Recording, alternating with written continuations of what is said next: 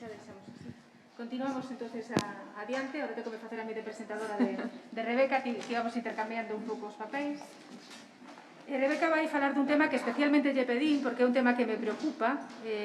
Comentaba antes que temos sufrido condenas na parte da administración pública por o tratamento dos restos arqueolóxicos e por a tardanza en decisións adoptadas sobre o patrimonio arqueolóxico. Penso que un elemento fundamental é a aplicación das novas técnicas arqueolóxicas para o descubrimento destes restos. Bueno, pois teño que agradecerlle a Rebeca que aceptase esa petición. Rebeca Blanco Rotea, pois é que é da miña quinta, ademais, licenciada en Xeografía e Historia pola Universidade de Santiago de Compostela, doutora en Arqueoloxía desde o ano 2015, pola Universidade do País Vasco e investigadora postdoctoral na Universidade de Santiago de Compostela dentro do grupo de investigación Síncresis, onde desenvolve o proxecto de consolidación dunha liña de investigación en arquitecturas da paisaxe e do cambio, enfocada desde a arqueoloxía histórica, a arqueoloxía da paisaxe e a arqueoloxía da arquitectura. Axudas de apoio á etapa de formación postdoctoral do sistema I+D+I galego, modalidade B, convocatoria 2019, e investigadora colaboradora do Instituto de Ciencias do Patrimonio, do Consello Superior de Investigacións Científicas desde o ano 2013, onde desenvolveu a súa investigación entre os anos 2002 e 2013, e postdoc member do Lab 2PT, Landscapes, Heritage and Territory Laboratory da Universidade do Miño. A súa investigación ten como eixos principais as paisaxes e arquitecturas fortificadas da época moderna, a arquitectura eclesiástica altomedieval e a formación das paisaxes cristiás, a metodoloxía arqueolóxica, a socialización do patrimonio ou a xestión integral do patrimonio cultural. Ten participado en máis de 60 proxectos arqueolóxicos patrimoniais de convocatoria pública, I+D+I, e prestación de servicios dirixindo 25 proxectos e coordinando 8. Na súa produción científica abarcou 4 libros como autora e coautora, 2 libros como coeditora, un libro como coordinadora, 24 capítulos de libro e 44 artículos. Ten 2 webs, participou en 35 congresos internacionais, impartiu máis dunha trintena de conferencias convidadas, redactou máis de 60 memorias inéditas de proxectos de I+D+I, así como abundantes informes técnicos e avaliativos. É membro do Consello de Redacción de varias revistas científicas como a revista CSIC, Arqueoloxía da Arquitectura, e do Consello Asesor da revista do Consello Superior de Investigacións Científicas, Cadernos de Arqueoloxía e Patrimonio, e da revista Nailos. Desde o 2016 é membro do Pleno do Consello da Cultura Galega, onde coordina a sección de Patrimonio e Bens Culturais, a que leva vinculada desde o ano 2012, e desde o 2020 é vocal executiva do Consello da Cultura Galega. Así que, sin máis, deixo-vos con Rebeca, que nos temos que cambiar tamén.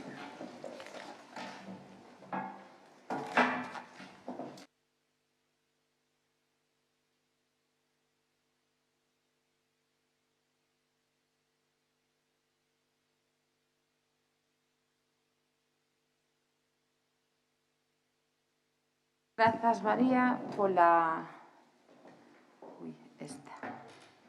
que non vexo.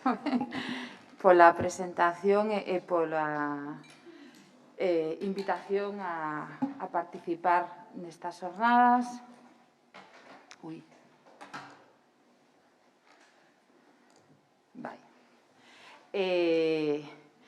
Bueno, dinlle unhas cuantas voltas a como plantexar isto en función do que me pedías.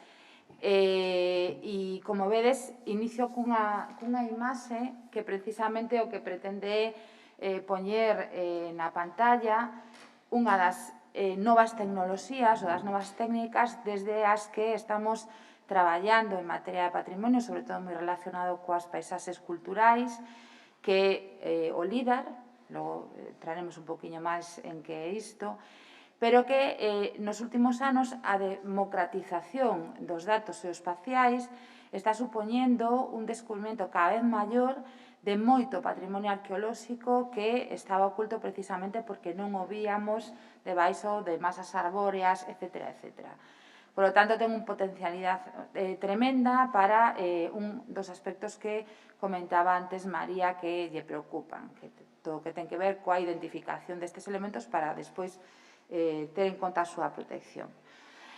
Ben, como vamos a un pouco mal de tempo, eu o que quería facer era concentrarme basicamente en 3 aspectos. Por unha parte, analizar unha serie de conceptos de partida que teñen que ver co patrimonio arqueolóxico que facemos en relación a este desde o punto de vista da arqueoloxía.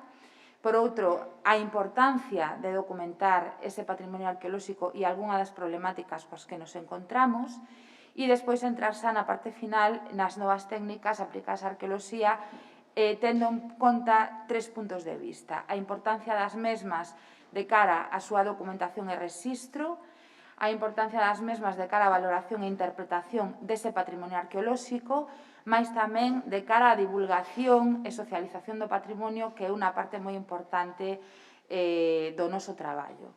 De feito, estas 3 patas están moi relacionadas co que comentaba na introducción, que coñecemos o paradigma de investigación, que coñecemos como cadena de valor do patrimonio, que entende isto como unha cadea, unha serie de elos, nos que, a hora de traballar nos procesos de valorización do patrimonio, temos, digamos, unha serie de instancias interpretativas que van sumando valor a ese coñecemento. Ben, pois, digamos que estas serían 3 das grandes patas desa cadea de valor do patrimonio. Ben, vamos a comezar con algúns conceptos de partida. Quizás o que vos comente sexa bastante obvio para moitos de nós, dos que estamos na sala, pero pareceme importante deixar claro que é arqueoloxía, que facemos e a partir de aí entender o que é o patrimonio arqueolóxico, inicialmente o rexistro e despois o patrimonio arqueolóxico. Basicamente, a arqueoloxía é unha disciplina histórica que produce coñecemento sobre as sociedades humanas do pasado máis ou menos recente, a través do rexistro arqueolóxico, é dicir, a través da cultura material que as distintas sociedades foron xerando das súas prácticas sociais e que se conservaron do pasado. Ben, pois nós construímos coñecemento a partir desa materialidade e é algo básico para o noso traballo. A actividade arqueolóxica recupera entón ese rexistro, documentao, analízao, valorízao e interprétao para outorgarlle un significado que nos permite comprender como eran esas sociedades. Nos entendemos as sociedades a través da cultura material que deixamos. Sempre cando dou unha charla poño este exemplo, non? Eu teño enriba da mesa unha cultura material, que é un ordenador, é un micro, un vaso e unha botella de auga, unha libreta, etc. Isto é parte da miña cultura material que, se estuda dentro do futuro, probablemente dirá que eu estou facendo unha actividade concreta que é impartir unha charla e dun aforo, etc. etc. Ben, pois nós o que facemos os arqueólogos é recuperar esa cultura material e, con ela, interpretar as sociedades do pasado. Polo tanto, para nós non soamente é importante a cultura material, sino o contexto no que esta se atopa. Vale? É moi importante como estarían, por exemplo, dispostas estas cousas encima da mesa se aquí, de repente, temos un cataclismo e quedamos sepultados. Que esperemos que non pase, pero se iso pasara, a disposición en como están esas cosas é importante. Polo tanto, para nós arqueólogos, non solamente arqueólogas, é importante recuperar as pezas, sino todo o contexto no que esas pezas están depositadas. E isto é moi importante a hora de aplicar esas técnicas, como comentaba ao principio. Ben, esta información nos aporta datos sobre como vivían, como se vestían e incluso como pensaban as sociedades do pasado e como interpretaban o seu contorno. En palabras do investigador Felipe Criado, entendemos a arqueoloxía como unha estrategia de investigación que intenta describir e interpretar a través do rexistro arqueolóxico a integración da cultura material nos procesos socioculturais de construción social da realidade. Nos intentamos construir esa realidade a partir destes obxetos. Basicamente, o que facemos é eso que tedes aí. Por un lado, recuperamos o rexistro, para o cal empregamos unha serie de técnicas. Estas serían técnicas máis clásicas, a excavación arqueolóxica e a documentación do rexistro que se xera a partir dunha excavación arqueolóxica. Isto que tedes aquí é unha representación dese rexistro, empregando unhas técnicas de documentación concretas, que logo tamén veremos, e a partir de isto establecemos hipóteses sobre como sería esa realidade no pasado. Nos, a partir destes buratos de poste, podemos chegar a interpretar ou a reconstruir como sería, neste caso, unha cabana na que estarían vivindo os habitantes que ocuparon este espazo, non? Entón, para nós, como decía, é moi importante saber non solamente en que posición aparecen os buratos de poste, sino en que conteñen ese contido, analizalo con unha serie de técnicas que nos van a dar, por exemplo, a súa datación ou que restos teñen dentro, e tamén a posición na que aparecen estes elementos. Ben, ademais da arqueoloxía, outro concepto que me parece importante é definir o patrimonio cultural e dentro del o patrimonio arqueolóxico. Non me estendo moito porque é algo que xa se veu antes na intervención de María Isabel, pero, basicamente, segundo a nosa lei, o patrimonio cultural é o conxunto de bens mobles, inmobles, inmateriais e agora tamén digitais que temos herdado do pasado, que son resultado dunha acción humana e que decidimos sancionar como tal e protexer como parte das nosas señas de identidade social, cultural e histórica. Por iso concordo totalmente con a percepción que facía antes María Isabel, que a noso patrimonio non solamente é un recurso, sino que é tamén un elemento identitario, cultural, que nos significa a nós mesmos como sociedade. Polo tanto, é aquela herdanza do pasado que recoñecemos como tal e sancionamos como tal. E para mí isto é moi importante, no que a sociedade se recoñece, vale? Non solamente é algo que nós, dende arriba a baixo, sancionamos como patrimonio, sino que ten que ser tamén un elemento no que a sociedade se identifique. Ben, dentro dese patrimonio cultural hai unha parte que é o patrimonio arqueolóxico. Para os efectos, para este patrimonio é recollido na última lei, a lei de 2016, e di que o patrimonio arqueolóxico en concreto está integrado por bens de patrimonio, integran, perdón, parte dos bens culturales de Galicia que teñen interese histórico e que son de tipo moble, inmoble e sempre, e isto é importante, susceptibles de ser estudados cunha metodoloxía arqueolóxica. E isto é o que o diferenza do resto do patrimonio cultural, desde o meu punto de vista, este matiz. Ben, teñan sido extraídos xa da súa posición ou ben aínda se conserven nela, tanto en espazos como o mar ou estean baixo terra. E forman parte tamén deste patrimonio elementos xeolóxicos e paleontolóxicos relacionados coa historia humana, as súas orixes e os seus antecedentes e desenvolvementos sobre o medio. Todo isto é patrimonio arqueolóxico.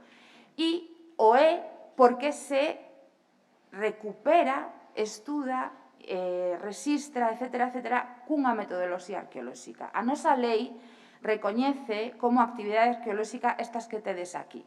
A prospección, que basicamente consiste en facer unha inspección superficial do terreo e identificar nela aqueles elementos que poden ser restos do pasado. Sondaxes e excavacións arqueolóxicas que xa supoñen unha intervención directa sobre o terreo no que recuperamos ese rexistro, tanto a cultura material como toda a información asociada á mesma, o estudo da arte rupestre, os controis arqueolóxicos que se fan asociados a calquera intervención, ben sexa unha obra pública ou ben sexa unha intervención dentro dun edificio, dunha igrexa, etc., e as labores de protección, acondicionamento, conservación, consolidación, restauración arqueolóxica que se desenvolven normalmente no contexto dunha posta en valor ou dunha excavación arqueolóxica, así como a manipulación con técnicas agresivas de materiais arqueolóxicos cando é necesario para a súa recuperación ou restauración. Segundo isto, se nos excavamos un xacemento arqueolóxico, por exemplo, o que facemos é recuperar un rexistro, vale? Aquelo que vos decía que queda das accións no pasado dunha sociedade en concreta. Pero só pasa a ser patrimonio cando o recoñecemos como tal. Que quere dicir isto? Cando lle damos unha categoría dentro dunha das figuras de protección que ten a nosa lei. Ben sexa un xacemento, un sitio arqueolóxico, unha zona ou unha paisaxe cultural como recolle a última lei. Quere isto decir que un castelo ou unha igrexa son patrimonio arqueolóxico? Se os estudamos cunha metodoloxía arqueolóxica, sí. E se, ademais, os consideramos como xacementos pluriestratificados, é dicir, que van supoñendo a suma ao longo do tempo de diferentes accións constructivas ou destructivas, polo tanto, nese caso, sí que os tratamos como patrimonio arqueolóxico. O que tedes aquí é unha excavación realizada na igrexa de San Pedro de Pambre, onde aparecen restos, ou a lectura de paramentos a través da cal identificamos a evolución constructiva dun edificio histórico. Ben, indo xa a pregunta que motiva esta charla, as novas técnicas ou tecnoloxías aplicadas á recuperación, interpretación, rexistro deste patrimonio, a mí me importaba facer esa puntualización. Por técnica, se recoñece, se entende o que pertence ao dominio particular especializado dunha determinada actividade ou área de coñecemento. Mentras que por tecnoloxía se entende o conxunto de procedementos e instrumentos técnicos que se empregan nunha actividade específica. Polo tanto, a introdución dunha nova técnica normalmente vai da man da aparición dunha nova tecnoloxía.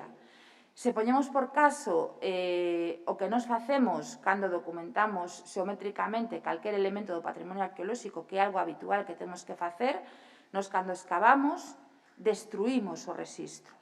Os arqueólogos, normalmente, se excavamos, estamos destruindo. Polo tanto, é a nosa obriga, nese proceso de destrucción, ter técnicas nas que rexistremos correctamente todo aquilo que destruímos. Ben, esas imaxes que tedes aí, veredes unha cinta métrica, que a primeira é un láser, un medidor láser, que son, digamos, as primeiras ferramentas que utilizamos á hora de facer calquer debuxo de unha excavación. Logo temos un teodolito, unha estación total e, finalmente, un láser escáner. Isto supón unha evolución tecnolóxica que vai asociada ao desenvolvemento de novas técnicas de documentación do patrimonio, neste caso arqueolóxico ou construído. E está asociado, como digo, á introducción de novas técnicas no desenvolvemento da documentación xeométrica, á introducción de novas tecnoloxías. Polo tanto, vou falar prácticamente de ambas as dúas cousas.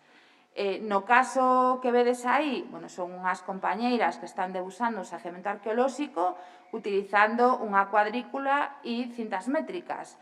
O resultado é isto, é perfectamente un debuxo, neste caso, de unha das construccións do xacemento de Elviña, do Castro de Elviña, ao que se coñece como Casa da Exedra, na que, a partir do debuxo man a man e pasando isto despois con AutoCAD, temos unha reconstrucción perfectamente fiable dos restos que habería deste espazo.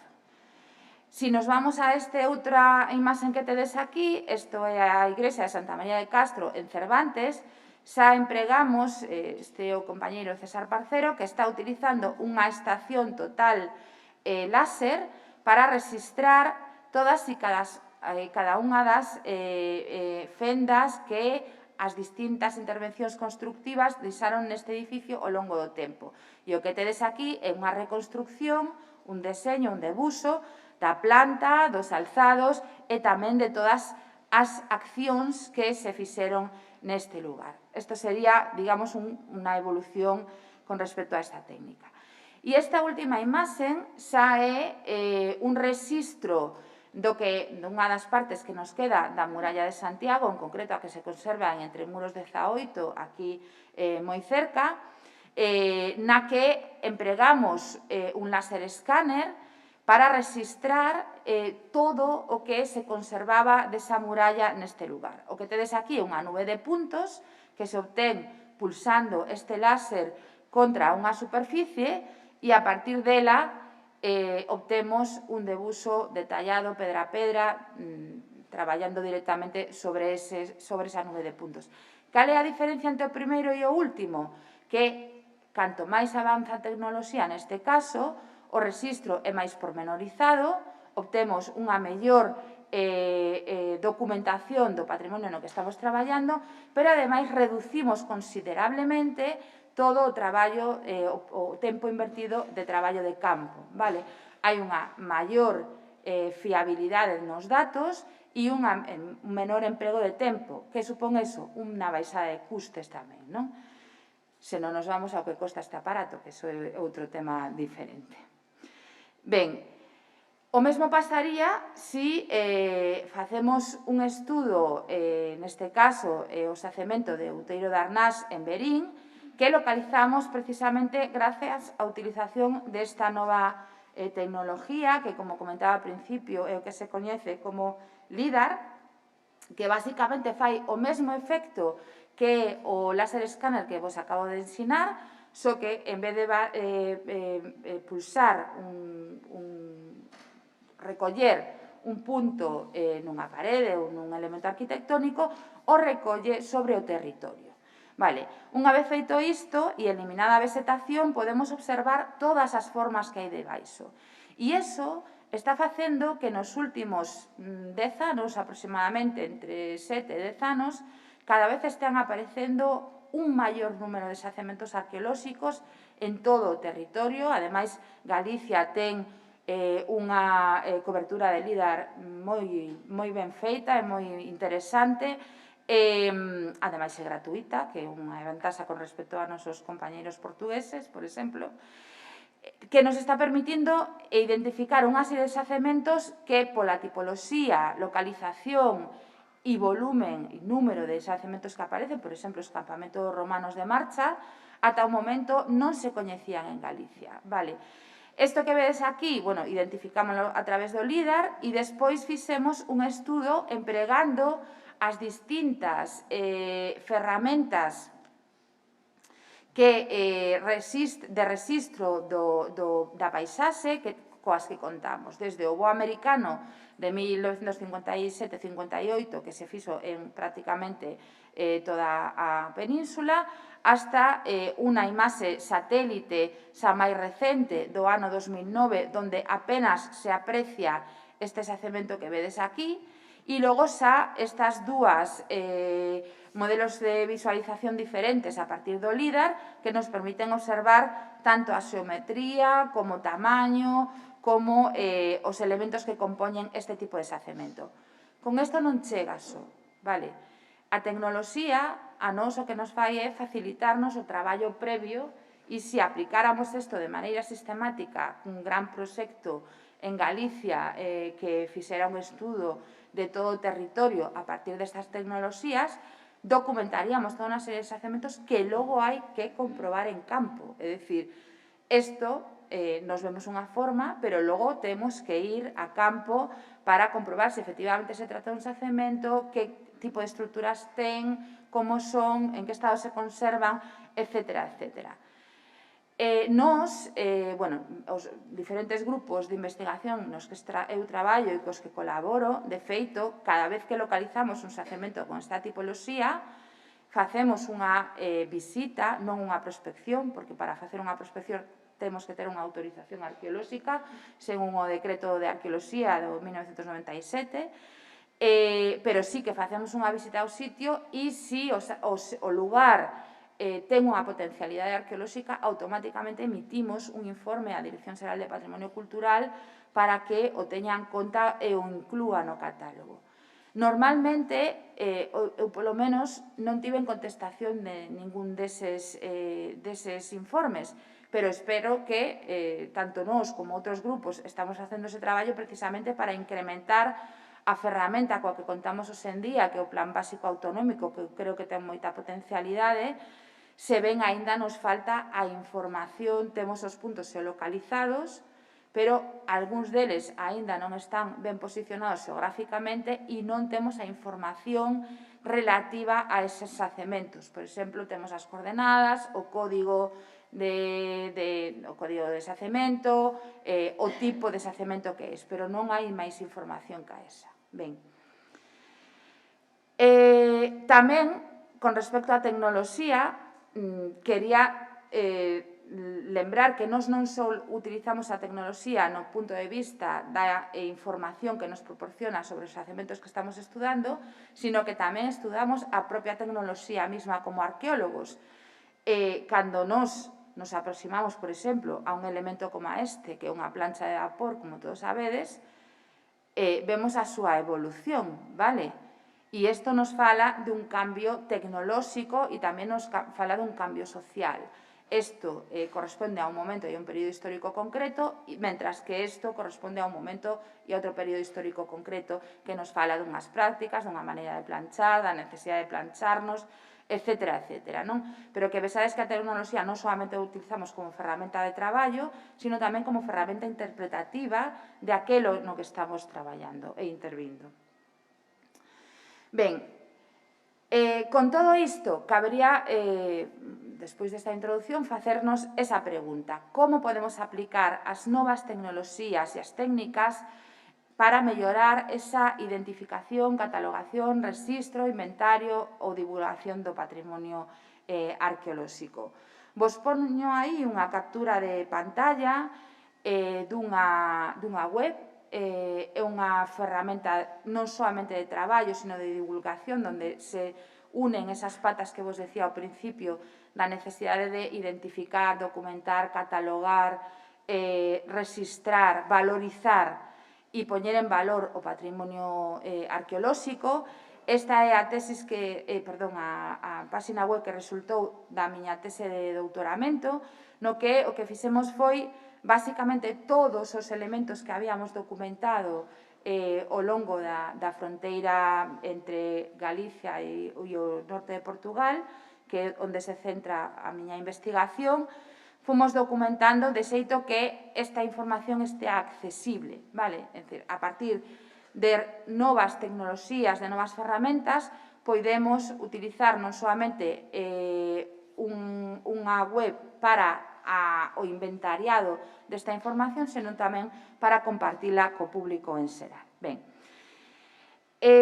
na segunda parte quería facer unha pequena reflexión antes de introducirme nas novas técnicas en relación á importancia de documentar o patrimonio arqueolóxico. Ben, esta imaxe que tedes aí se corresponde a vedes, non sei se se aprecia ben, que hai aquí como unha pequena estrela de 5 puntas. Ben, isto é os restos dun forte que está no alto da dorsal de San Salvador, sobre o castelo de Monterrei, que documentamos cando fixemos un estudo sistemático de toda a paisaxe fortificada do entorno de Verín. E localizamos a través da fotointerpretación da fotografía aérea do voo americano a existencia deste elemento que non se coñecía. Ben, nese momento, o que fixemos foi o que vos acabo de comentar, emitir un informe, comentalo, etcétera, etcétera, e xa advertíamos da problemática que estaba tendo, porque se vos fixades, temos aquí un cortafogos, aquí temos outro, que xa se levou por diante un baluarte, medio e medio baluarte. Pero hoxe en día prácticamente non queda nada desto, é dicir, a pesar, se vemos a evolución da fotografía satelital entre o ano 2003, no que temos datos por primeira vez no Google Earth, ata a actualidade, veremos como este sitio foi desaparecendo, a pesar de que hai unha memoria entregada, hai un aviso, etcétera, etcétera. Entón, desde ese punto de vista, me interesaba facer dúas reflexións importantes relacionadas con os dous elementos do patrimonio arqueolóxico cos que eu traballo, que por un lado a paisaxe e por outro lado a arquitectura, entendidos ambos como patrimonio arqueolóxico. Ben, dende o punto de vista da paisaxe, esta funciona como entendemos como un documento histórico que entendemos como a memoria do esquecemento, é dicir, aquelo que se va fosilizando no territorio a partir da acumulación ao longo do tempo e que se vai alterando coas prácticas sociais que chegan ata os nosos días. A paisaxe é un elemento vivo que utilizamos e que temos que seguir utilizando, pero compatibilizándolo coa outra realidade que ten ese patrimonio como elemento arqueolóxico e como documento histórico. En cada momento histórico ou prehistórico a relación que existe entre o ser humano e o medio vai cambiar sempre dependendo de aspectos culturais propios de cada época. Moi asociados, por exemplo, aos cambios nos modelos de cultivo ou á introducción de novas ferramentas para a explotación do territorio. Os restos destas actividades humanas vanse sempre acumulando na paisaxe e son fonte de información arqueolóxica. Por iso decía ao principio que para nós non só é importante recuperar unha peza de cerámica que caeu aí ou que quedou depositada aí, ou este muro que separa claramente unha tenza de outra, ou os restos dun palleiro. Para nós é importante tamén a propia información que contén esa paisaxe, sobre todo cando estamos en zonas de paisaxes culturais, porque aporta unha información que non ten nin a cerámica, nin o muro, nin o palleiro. Nese sentido, a paisaxe é como un palinsecto, pero no que se va sumando diferentes actuacións ao longo do tempo. Por lo tanto, para nós é fonte de información arqueolóxica. Pero hai un conflicto entre esa realidade e, por outra parte, un aspecto que é clarísimo, que a paisaxe sigue estando viva e, como insisto, ten que seguir estando viva. O que temos que ver é como a protexemos e como compatibilizamos unha parte cultural con un uso actual, sobre todo das comunidades que siguen vivindo en determinadas zonas e utilizan estas paisaxes como modo de subsistencia. A arquitectura, do mesmo xeito, a entendemos dende a arqueoloxía como un documento histórico, como a manipulación antrópica dun espacio dado mediante técnicas constructivas que van variando ao longo do tempo, atendendo a factores sociais, culturais e económicos. Está relacionada con o seu entorno físico, co lugar no que se implanta, pero tamén coa sociedade que a fai. Non facemos o mesmo unha arquitectura militar na Idade Moderna que na Idade Media ou que na Idade Contemporánea. Entón, a forma ten moito que ver co uso, coa función e co momento histórico no que se construe. Nela tamén, ao igual que na paisaxe, van quedando acumuladas accións das sociedades pasadas que a crearon, usaron, modificaron e destruíron tamén. Por lo tanto, son fonte de información arqueolóxica. Se vos fixades nesta imaxe, isto é o que queda da Torre de la Pela en Portugal, está chea de impactos que supoñen os impactos producidos polas balas de canón cando foi atacada polos galegos, polo exército galego, unha vez que intentan recuperar Salvaterra ocupando previamente Monsao. Pero ese en día ten na base unha serie de hórreos que corresponde a un mundo totalmente distinto e non teño a fotografía aquí, pero ten un tendal no que se está tendendo a roupa, é dicir, ten un uso diferente, pero sigue tendo un uso. Ben, nela quedan entonces acumuladas esas accións e a mí me gusta moito a significación que fai Derrida, o arquitecto Derrida, de arquitectura, entendéndoa como a espacialización do tempo.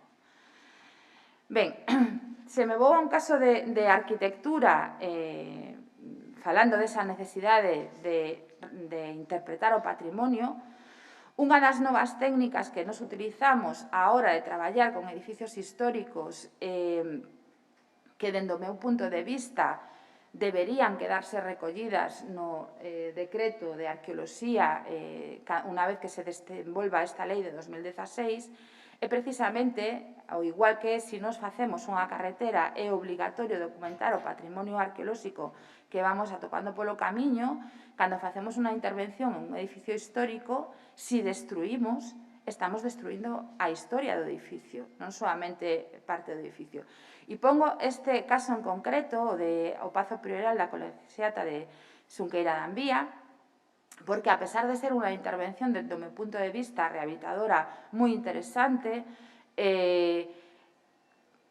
destruiu parte desa información porque precisamente non era obligado facer unha documentación e registro de todo aquilo que se iba informando. O que vedes aí, que normalmente o que facemos os arqueólogos cando traballamos en arquitectura, é unha diferenciación por cores de todos aqueles elementos que quedan fosilizados nunha parede e que falan dunha modificación, cambio, transformación nun edificio. Aquí tedes, por exemplo, o corte das ombreiras desta porta, ou aquí tedes estas liñas de mechinais que cambian, mostran diferentes alturas dentro do teito, vale?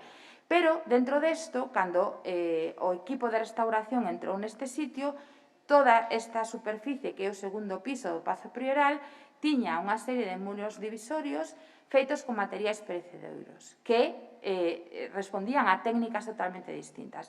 Eso destruíuse porque non era obligado documentalo, pero a nos non nos proporciona información sobre como cambiaron os espacios. Tivemos que leer ese cambio dos espacios a través das diferentes fendas que nos quedan na parede e que falan, por exemplo, aquí, dun muro que estaba encastrado e que hoxe en día non existe.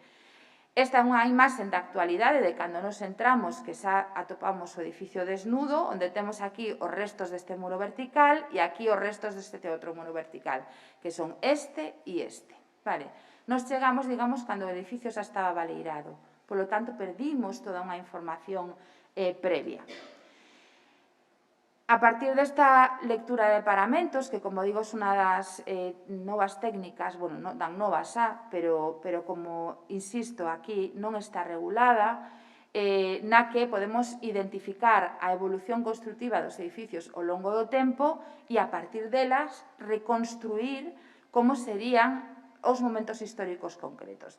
Isto que vedes aquí corresponde a esta fase, que sería a fase 3 do século XIII dese pazo. Ben, só me vou a quedar con esta primeira frase que recolle un pouco o que acabo de comentarvos de Agustín Azcárate, que di que el conocimiento de un monumento es consubstancial al acto de su restauración. No es algo que pueda negociarse. La consubstancialidad deriva de la historicidad del propio objeto y, en consecuencia, del carácter hermenéutico, es decir, interpretativo, tanto de su conocimiento como del acto mismo de la restauración.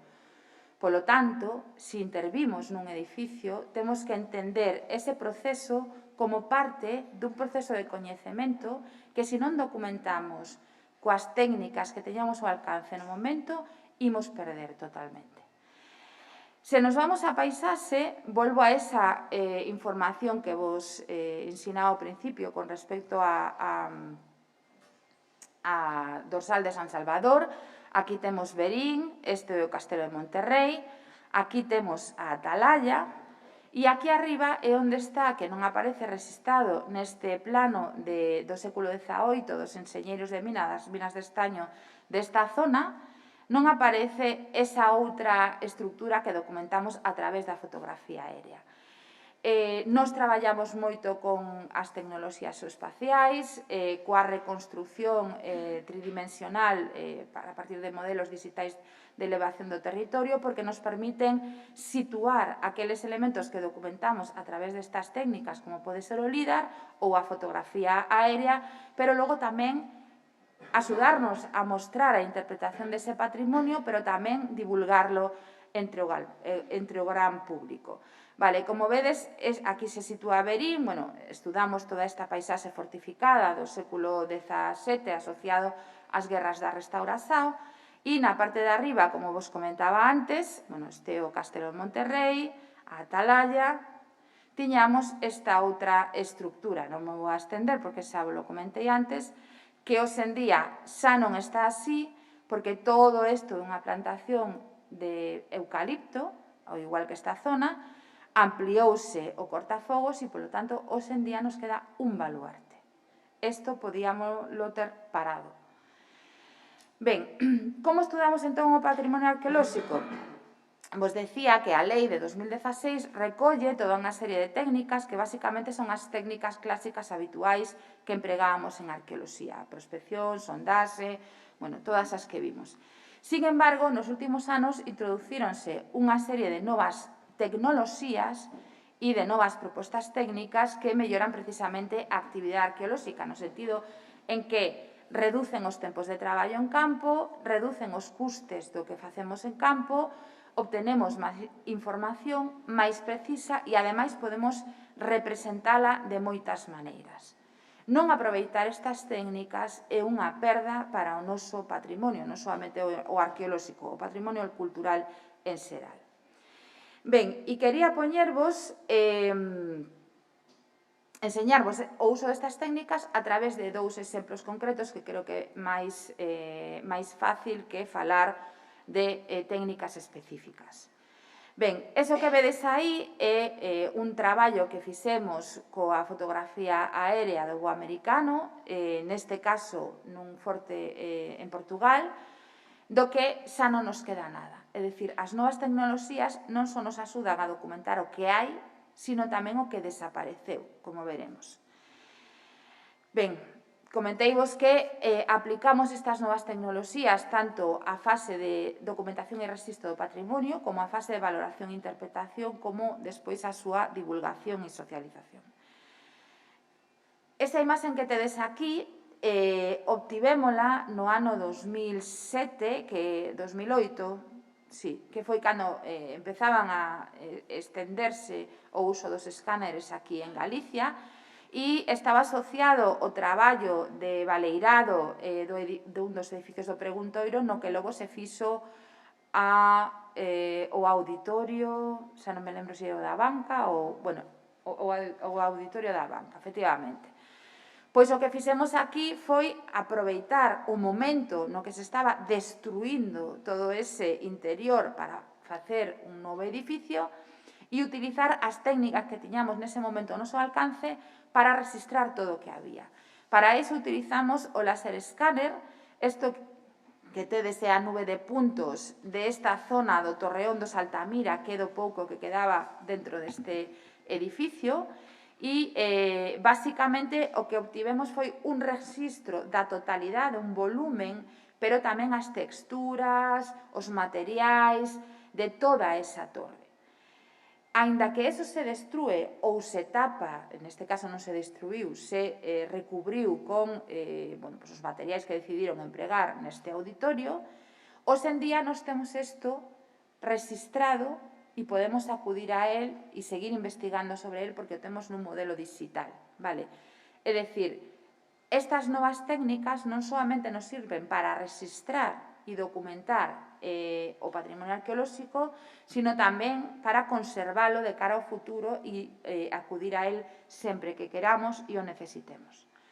A partir delas, tamén podemos facer a reconstrucción, neste caso veremos logo, sería a reconstrucción da evolución do edificio de Santa Eulalia de Bóveda, que está baseado, non é unha reconstrucción feita ao azar, sino que está baseado a partir dos datos obtidos tamén cun láser escáner e da propia estudo e interpretación deste sitio. E, como os decía, temos outro tipo de ferramentas, como poden ser as páxinas web, as bases de datos, etcétera, onde volcamos toda esta información, pero, ademais, cada vez máis están utilizando tamén outras ferramentas, como o audiovisual, para mostrar todo este patrimonio arqueolóxico a través de proxectos de diferente tipo. Ben, dicía que vos quería poñer dos exemplos. Como se empregaron ou como empregamos as novas técnicas para recuperar información arqueolóxica, neste caso empregando o caso da fronteira galego-portuguesa e da fortificación a Baluartada. Ben, a zona de estudio en concreto é esta, que é a zona no que o río Miño fai fronteira entre o sur de Galicia e o norte de Portugal, que durante o período de 1640 a 1668 sufriu unha transformación moi importante pola construción de toda unha fortificación de época moderna que estaba asociada a recuperación da independencia por parte de Portugal e a loita entre os reinos de Castela e Portugal. Ben, a diferencia do que pasa en Portugal, supoño que todos tedes na retina o lugar de Valença do Miño, onde temos unha impresionante fortaleza. Ben, pois do lado galego, cando nos fixemos o traballo no ano 2003 o plan director de toda esta zona, o patrimonio desta tipoloxía estaba totalmente oculto. E estaba totalmente oculto, unha serie de motivos que non veñen ao caso, pero había que identificalo e recuperalo. Ben, Tiñamos nesta zona diferentes tipos de fortificacións que van desde a Idade do Ferro hasta a Idade Media ou época moderna. Bueno, aquí tedes o lugar de Vilanova de Cerveira, estos Valensa do Miño, onde cambiaban totalmente as tipoloxías, unha imaxe aérea de Valensa, a Torre de la Pela que vos ensinaba antes, e a documentación topográfica, planimétrica, mapas, etcétera, de todo este sitio. É dicir, nos partíamos a hora de estudar este elemento cunha gran ventaxa, e é que estamos traballando con elementos históricos dos cales temos moita información, non solamente información textual, sino tamén gráfica. Por lo tanto, nos permitía non partir de cero e ir a tiro fixo. Bueno, aquí tedes como se destrúe, como os decía, por impacto de balas de canón cando la Pela é atacada polos galegos, pero interésame poñervos esta imaxe porque precisamente o que pasou nesta zona é que toda a fortificación medieval que existía non aguantaba as novas técnicas de asalto e produciron unha evolución tecnolóxica e arquitectónica que derivou na construción dun modelo de fortaleza diferente que son as fortificacións abaluartadas. A nos interesaba entender moito isto porque para traballar con ferramentas como o LIDAR ou a fotografía aérea ou a fotografía satelital tiñamos que ter moi claras cales eran as formas que estábamos buscando. E nos buscábamos formas deste tipo, estreladas, con baluartes, con puntas de flecha, etcétera, etcétera. Este é o modelo no que vemos a evolución da fortaleza medieval en Vilanova de Cerveira e toda a construcción moderna abaluartada que se lle fai no século XVII. Como vos digo, contábamos con moitos mapas, polo tanto sabíamos que no caso de Tui e Valensa non soamente estaban estas dous fortificacións, sino que estes mapas históricos representaban outras moitas fortalezas que nos tiñamos que localizar empregando estas novas tecnoloxías. Ben, a partir primeiro do estudo da imaxe satelital e da fotografía aérea, calquera de nós pode utilizar Google Earth como unha ferramenta xeoespacial, podemos debusar, marcar os puntos, facer unha base de datos, etcétera, etcétera, que se non temos coñecemento en GIS ou non temos ferramentas para dispoñer de un GIS, podemos utilizar esta ferramenta. Bueno, pois como vedes, aquí temos Valensa, aquí temos Tui, e xa todo na zona de arredor de Valensa tiñamos toda unha serie de fortalezas que íamos identificando. Isto é a Morín, isto é Sao Pedro da Torre, o mesmo, e o que fixemos foi, unha vez identificadas as fortalezas e delimitadas sobre neste caso sobre o Google Earth, o que fixemos foi utilizar outra nova ferramenta que é o que se coñecen como os análisis de visibilidade e visibilización. Isto é un cálculo teórico que o que nos permite saber é dende que punto, se eu coloco unha distancia a 800 metros, que é o que distingue o ollo humano a unha persoa, vedes que teño arredor aqueles espazos do contorno da fortaleza nos que eu distingo a unha persoa humana ou a unha persoa con claridade. Mentras que se eu poño unha distancia, como vedes aquí, de 2 kilómetros, o que distingo é un movimento de tropas. Que facíamos con isto? Calcular aqueles lugares que non estaban controlados desde unha fortaleza e a partir de aí ver onde debería ter posiblemente outra para controlar todo o movimento de tropas alrededor do territorio. É dicir, aquí nos combinamos tres tecnoloxías. A identificación destes elementos a través da fotografía aérea e satelital. Unha vez identificados, construímos un modelo digital de elevacións que é este sobre o que dispusemos as fortalezas e a partir de aí fixemos cálculos de visibilidades para comprobar aquelas zonas que quedaban expostas desde as fortalezas que xa sabíamos que existían. E nesas zonas intensificamos a prospección tanto in situ como a través de técnicas xeoespaciales. Facendo isto, e sumando, bueno, pues todo este estudo ao longo do territorio, o que comprobamos é que había toda unha serie de zonas onde se acumulaban as fortalezas que precisamente coincidían nas zonas de paso por encima do río. Vale. Esta é unha técnica que podemos aplicar a isto, pero que podemos aplicar a calquera outro tipo de paisaxe para identificar que tipo de estructuras había. Pero interesante, se vedes, bueno, isto sería o conxunto a Guarda Camiña, este sería o conxunto Vilanova de Cerveira, Goián, e así temos toda unha serie de conxuntos a lo largo del territorio. Pero o que comprobamos tamén foi que nas zonas altas, onde nos mapas históricos se situaban luminarias, efectivamente, se facíamos un cálculo de visibilidade a longa distancia, o que tiñamos era o control desde eses fachos, que como os chaman na documentación histórica, deses espazos intermedios onde non había fortalezas. Vale?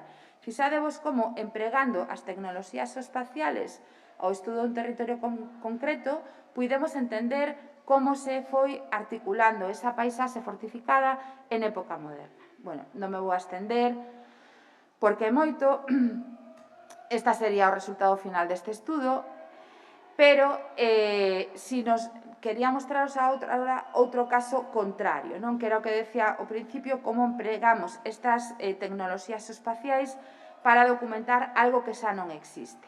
Ben,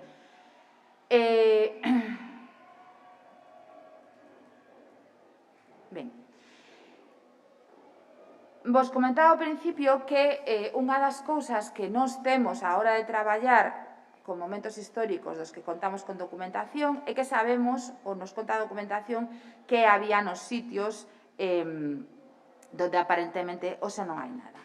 Ben, neste espazo en concreto, a documentación histórica nos decía que había un forte que se chamaba o Forte de Campos, donde hoxe en día, como vedes, temos un polígono industrial. Isto pertence, aquí está o río Miño, pertence tamén ao concello de Vilanova de Cerveira, e como tanto a toponimia dos mapas históricos nos falaban da existencia, como vedes, atalaya e forte dun posible emplazamento fortificado, o que fixemos foi adquirir as distintas fotografías ou fotogramas que ao longo de distintos períodos históricos fomos recuperando. Pois no caso de Portugal temos o do ano 47, 49 e o do ano 53. E a partir desas fotografías históricas, o que fixemos foi un estudo fotointerpretativo para documentar os posibles restos dun forte aquí. Como vedes, localizamos este forte, que é un forte de planta cuadrangular, cunha planta adiante, e que está inscrito noutro maior, que é un campamento militar romano hoxe en día desaparecido. Vale. A partir das técnicas espaciais pudimos facer unha reconstrucción volumétrica de como sería esta fortificación. Vedes que ten unha entrada por aquí, unha atalaya no centro, rodeada por un parapeto rectangular, o que está máis oscuro é o foso, etc. E con eso fixemos esta reconstrucción. Pero tamén, a partir utilizando unha ferramenta que é fotogrametría, utilizamos tanto a reconstrucción do estado actual, que é este, no que, como vedes, hai un polígono industrial, está todo destruído, como a reconstrucción do que sería as fotografías do voo americano, de xeito que estes cambios de cores nos dan as elevacións de todo o que existía. E iso é o que nos permite reconstruir tanto como sería esa paisaxe concreta do forte como que ten no entorno.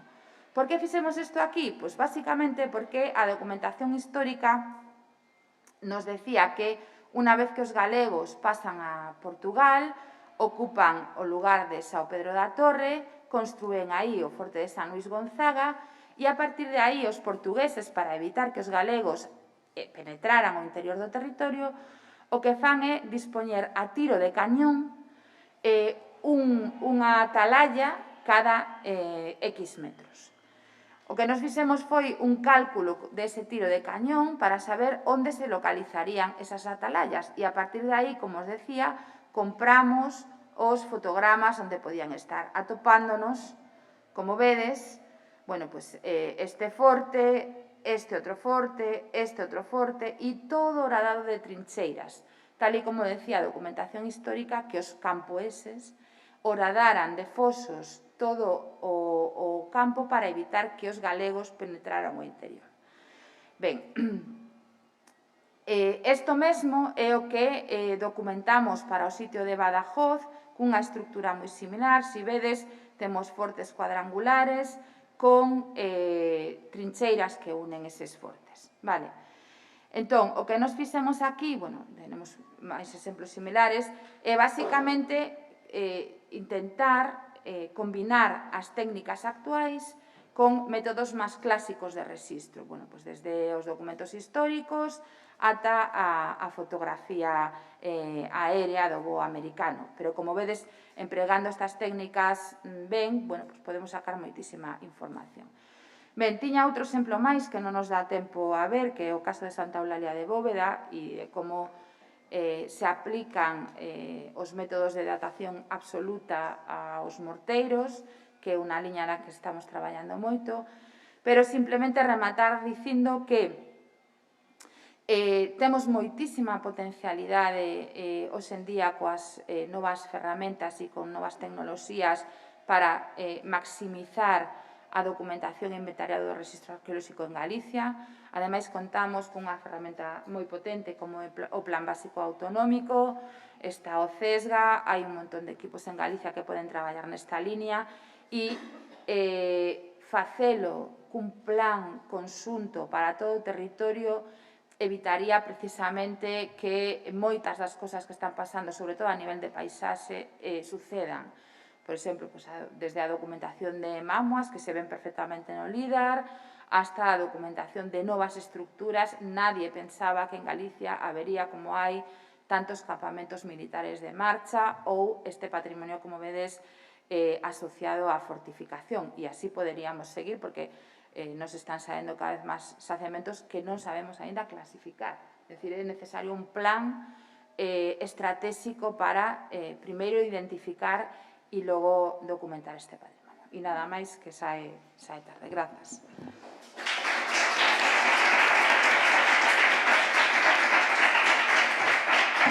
Non sei se temos tempo para un turno de preguntas, non? 5 minutos. 5 minutiños. Sí.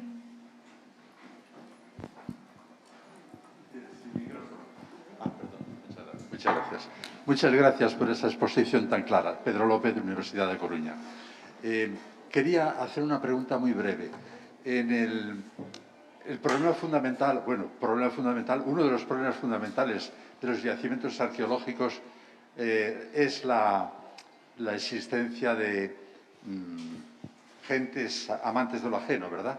Entonces, en este sentido, esta técnica LIDE, quería preguntar si está divulgada en el ámbito privado, eso por un lado, lo cual significaría un instrumento en manos de los explotadores de los yacimientos arqueológicos con fines no ilícitos. Y por otro lado, también quería preguntar si los informes que redactan cuando hacen una intervención, como ha indicado, se hacen públicos, porque eso también supongo que sería un problema en relación a la posible explotación ilegítima.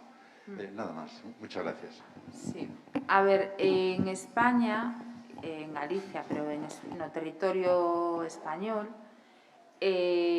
todos os datos son públicos e accesibles. De feito, incluso se poden descargar da página do IGN ou, como comentaba, esta ferramenta que puso a disposición a Xunta de Galicia de todos os galegos, que é o Plan Básico Autonómico. Aí, de feito, se pode elixir que tipo de visualización queres ter. O sea, podes ver desde o voo americano ata os diferentes voos interministeriales que houbo de todo o territorio dos anos 70, 80, ata o LIDAR, ali se chama sombreado, pero incluso tamén está subido o mapa de Domingo Fontán.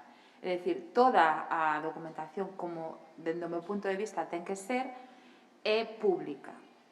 Claro, o uso que logo a xente faga de eso é algo que hai que controlar, evidentemente, pero esa información é pública.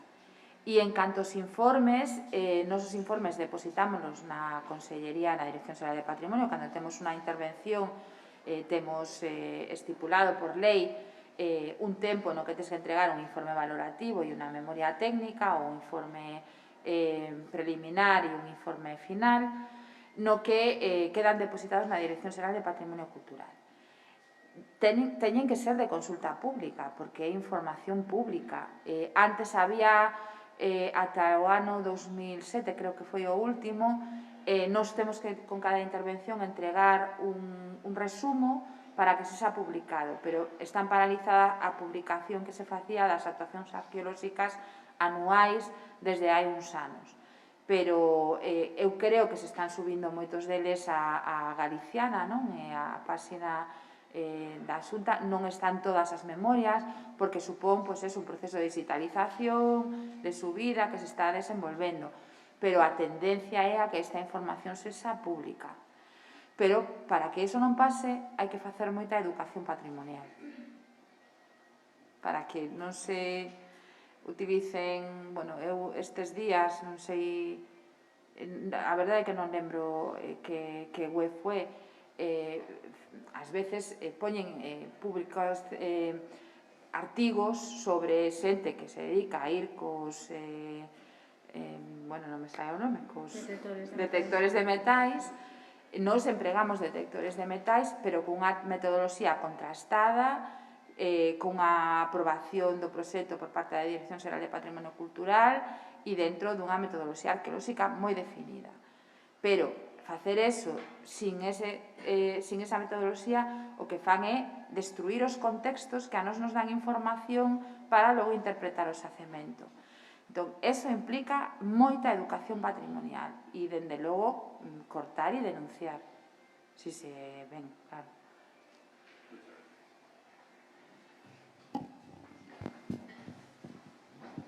Muchas gracias. Sí, simplemente un par de dudas. Muchas gracias por esa magnífica presentación. Me encantó las dudas desde el punto de vista del jurista aplicado al uso de la nueva tecnología. Son la primera, la autorización, los límites también, si están fijados para utilizar en el espacio, en el tiempo, la distancia, cierto tipo de tecnología, si están reglamentados. Porque si no estamos con lo mismo, ¿no? Si no hay con lo mismo de los detectores de metal. Este es uno. Y el otro, sobre la publicidad de las informaciones, también tengo mis dudas, porque hay también un paso que es en relación con el respeto, por un lado, de la intimidad, porque en esas fotos, en esos vídeos también pueden salir, como muchas veces nos pasa a todos, ¿no? De sacar otras personas, objetos privados, etc. Y del otro lado, la cuestión de la propiedad intelectual sobre el descubrimiento, la autoría del informe, etcétera, etcétera, etcétera. Entonces, sobre el automatismo de la publicidad de esos datos, a pesar de que puedan ser de interés público, yo tendría mi duda, solo esto quería decir. Gracias. A ver, en canto ao tema das tecnoloxías geoespaciais, non están reguladas, é dicir, son accesibles. De feito, ti en Google Earth podes observar o que queiras, excepto determinadas zonas de Estados Unidos que sí que teñen unha restricción. Todo o demais son datos abertos e a disponibilidade de todo o mundo. E, ademais, en Google Earth podedes ver que tes un histórico, é dicir, desde o ano, me parece que de 2003 en adiante, cada certo tempo se renovan as fotos satellitais e eso se emprega desa maneira. E o mesmo, o sea, aquí me parece que foi no ano 2007, debeu ser, o 2008, tamén se democratizaron todo o que son as fotografías aéreas do voo americano, que antes había que comprar. Eu, para facer a miña tese, tiven que comprar toda a fotografía que había, tanto de Portugal como de España. En Portugal hai que seguir mercándoa, non? pero hoxe en día están accesibles. Os datos, se ti os pides para un proxecto de investigación, están accesibles. Tes sempre que citar de onde os obtés, quen os proporciona, etcétera, etcétera, pero están accesibles. Claro, a dúbida é que é algo que podemos falar pola tarde. Eso debería, ou agora, regularse ou non debería regularse?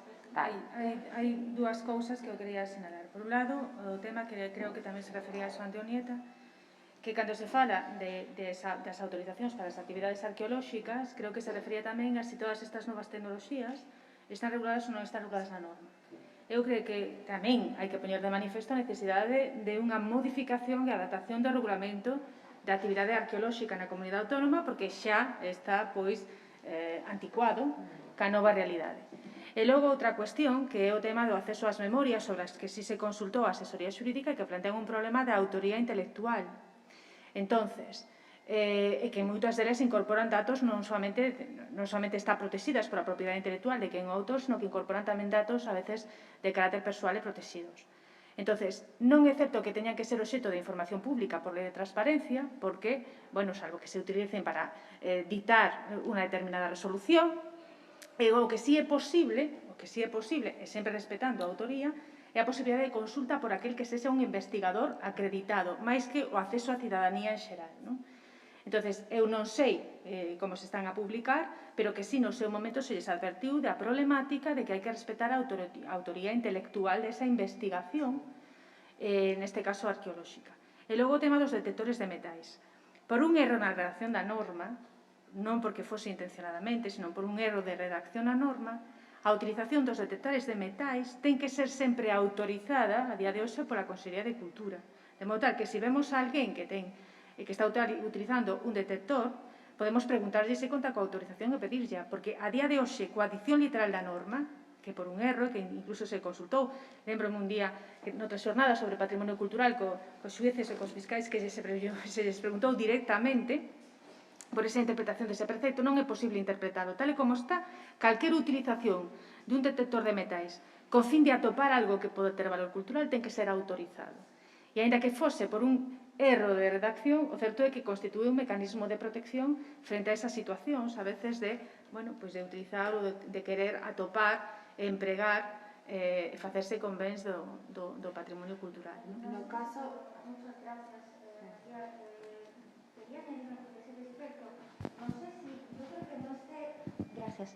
No está reglamentado el uso de, por ejemplo, los drones.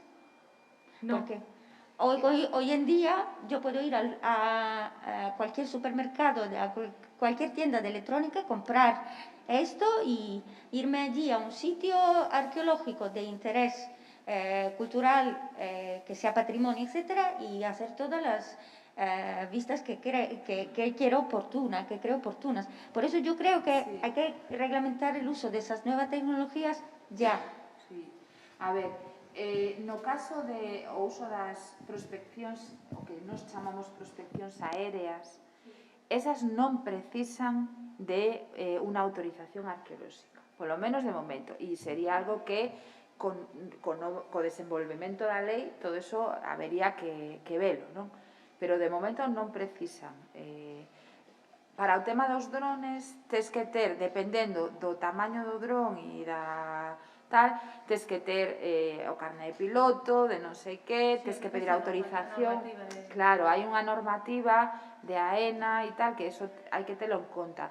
De feito, nós, cando eu traballo en Portugal habitualmente, e nós ali temos que pedir permiso para voar. O sea, non podemos facer unha documentación así. O sea, temos que pedir permiso, non? E nos aquí pedimos permiso tamén. Eu incluo, o sea, co tema, por exemplo, da lectura de paramentos, foi un tema que falamos moito no seu día. Eu a primeira vez que o apliquei aquí en Galicia foi no ano 2001, pedindo permiso, e pedín permiso, e me decían, é que isto non o temos no decreto, non... E eu dicía, pero dame un permiso, porque a única maneira de que isto acabe sendo algo que sexa necesario regular é que volo fagades, o sea, es que non hai outra maneira, e ademais, se non queda unha intervención, que non, o sea, temos que pedir unha permiso para facer un estudo de arte rupestre, pero non temos que pedir permiso para facer unha lectura de paramentos dun edificio que estamos restaurando. Non ten lógica, pero eso implica que hai que cambiar o decreto. Hai que cambiar o decreto de arqueoloxía. Mentras o decreto de arqueoloxía non se cambie, estas cousas son así.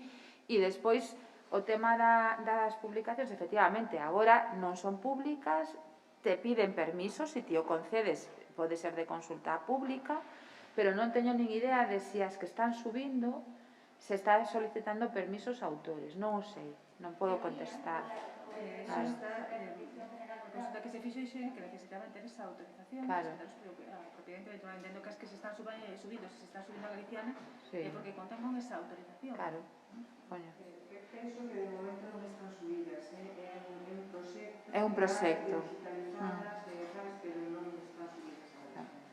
Pues, creo que temos, non sei se unha última pregunta, non sei se nos ten tempo deixamos, pero a última. É que temos que pechar, sí.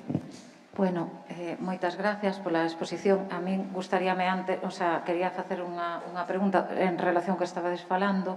Entón, o mellor, incluso é interesante retomalo, non sei, despois pola tarde, que cando comentaba Rebeca, pois que os integrantes do patrimonio arqueolóxico son os ben de interese histórico susceptibles de ser estudiados con método arqueolóxico.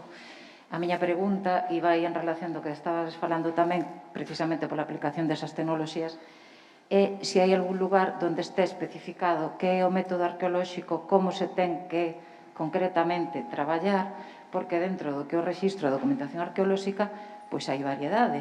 E entonces dentro deso, o mellor, pois, non sei se hai algo específico que xa este estipulado e que se poda regular ou uniformar, non?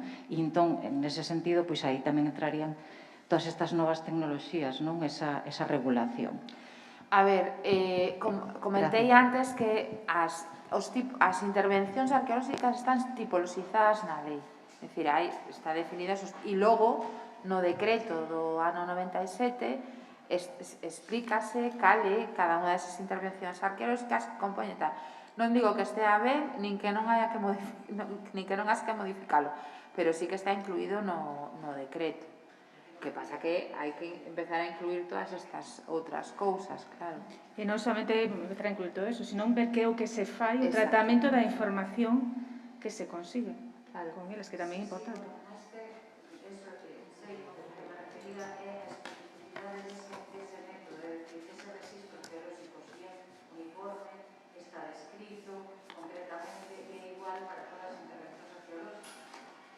Desde logo no Real Decreto non. Debería, pero... No decreto non, quero dicir. A información que se documente é distinta, se non hai unha regulación, é digamos, un método que, de alguna forma, ou unha legislación que obrigue, de algún xeito, a que ese registro sexa dunha determinada maneira, con os mínimos de calidade, por decirlo de alguna maneira. Eu, se non lembro mal, o que di o decreto é que hai que registrar, pero non establece a metodoloxía para facelo. Non. Por eso decimos que é necesario esa reforma. Bueno, desculpade que cortemos así, pero é que non chegamos. Vamos a sacarlo.